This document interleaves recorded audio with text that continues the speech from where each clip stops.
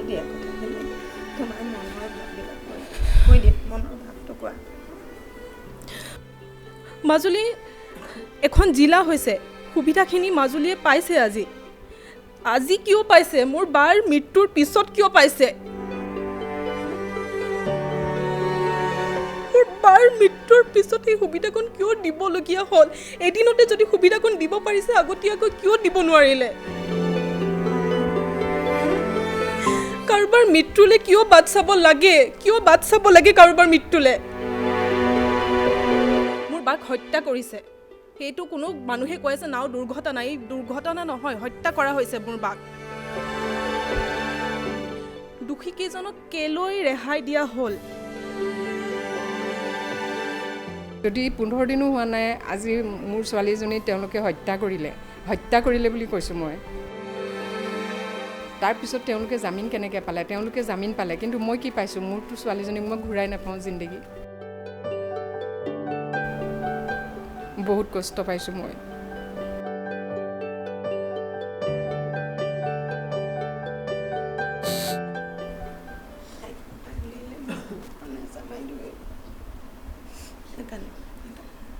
কৈ দিয়া কথাখিনি তোমাৰ মনৰ ভাৱবিলাক কৈ দিয়া মনৰ ভাৱটো কোৱা মোৰ বা এগৰাকী শিক্ষয়িত্ৰী আছিল তাই নিজৰ দায়িত্ব বুজি পেনে আকৌ যে উভতি যাব লাগিব মায়ে কৈছিলে আজি ৰাতি নহ'লে থাকি দে ইয়াতে যোৰহাটতে তাই কৈছে নহয় পিছদিনা ৰাতিপুৱা মোৰ ক্লাছ আছে মই ক্লাছ সময়মতে গৈ পাব লাগিব সেইকাৰণে তাই নাওখনত উঠি যাবলৈ ওলাইছিল তাই নিজৰ দায়িত্ব বুজি লৈ গুৱাহাটীৰ পৰা ইণ্টাৰ ডিষ্ট্ৰিক্ট বন্ধ থাকোঁতেও গৈছিলে মাজুলীত গৈ তাইৰ ল'ৰা ছোৱালীখিনি পৰীক্ষা আছিল সেইবুলি গৈছিলে নিমাতী ঘাট আৰু কমলাবাৰী ঘাট কোনে প্ৰশাসনকে আদি কৰি যোনে ঘাটকেইটা চাই চিতি আছে তেওঁলোকৰ কিয় সেই দায়িত্বকণ নাই যোনকণ দায়িত্ব মোৰ বায়ে বুজি লৈ আজি গুৱাহাটীৰ পৰা মাজুলীলৈ ক্লাছ কৰিব গৈছিল সেই দায়িত্বকণ কিয় কাৰো নাই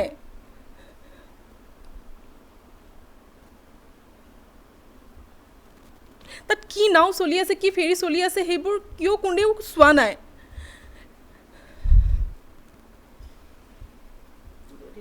মাজুলী এখন জিলা হৈছে সুবিধাখিনি মাজুলীয়ে পাইছে আজি কিয় পাইছে মোৰ বাৰ মৃত্যুৰ পিছত কিয় পাইছে মোৰ বাৰ দুখ কি আছিলে ইমানখিনি আশা তাইৰ জীৱনত কিমান হেঁপাহ লৈ তাইক কৰ্মজীৱন আৰম্ভ কৰিছিল গোটেই জীৱনটোত কিমান আশা আছিল তাইৰ মোৰ বাৰ মৃত্যুৰ পিছত এই সুবিধাখন কিয় দিবলগীয়া হ'ল এদিনতে যদি সুবিধাখন দিব পাৰিছে আগতীয়াকৈ কিয় দিব নোৱাৰিলে কাৰোবাৰ মৃত্যুলে কিয় বাট চাব লাগে কাৰোবাৰ মৃত্যুলে চৰকাৰে আশ্বাস দিছে যে যোনে দোষী হয় তেওঁলোকক শাস্তি প্ৰদান কৰিব আৰু লগতে তোমালোককো চাব কিন্তু কথাটো হ'ল আজি 15 দিন নহওঁতেই মই গম নাপাওঁ যেতিয়া খবৰ দিছে তেতিয়াহে গম পাইছোঁ দুখী কেইজনক কেলৈ ৰেহাই দিয়া হ'ল তেওঁলোকৰ দুখ কাৰ আছিলে তেনেহ'লে দুখ কাৰ আছিলে সেই নাৱত উঠি যোৱা যাত্ৰীকেইজনৰ আছিল মই জানো মই মোৰ বাক ঘূৰাই কেতিয়াও নাপাওঁ মই গোটেই জীৱন মোৰ মা দেউতাই গোটেই জীৱন বাৰ কাৰণে আমি চকু পানী টুকিবই লাগিব তাইৰ মৃত্যুত মাজুলীবাসীয়ে যথেষ্টখিনি সুবিধা বৰ্তমান পাইছে আৰু সেইটো লৈ মই আনন্দিত হৈছোঁ মোৰ বাৰ মৃত্যুৰ মোৰ বাৰ বলিদানৰ ফলত মাজুলীবাসীয়ে আজি ইমানখিনি সুবিধা পাইছে তাইও মাজুলীখন যথেষ্ট ভাল পাইছিলে এই সুবিধাখন মাজুলীবাসীয়ে আজি লাভ কৰিছে কাৰণে মই নথৈ আনন্দিত কিন্তু মোৰ বাৰ মৃত্যু যাতে অথলে নাযায় সেই দুখী কেইজন যাতে আৰু মোৰ বাক হত্যা কৰিছে সেইটো কোনো মানুহে কৈ আছে নাও দুৰ্ঘটনা এই দুৰ্ঘটনা নহয় হত্যা কৰা হৈছে মোৰ বাক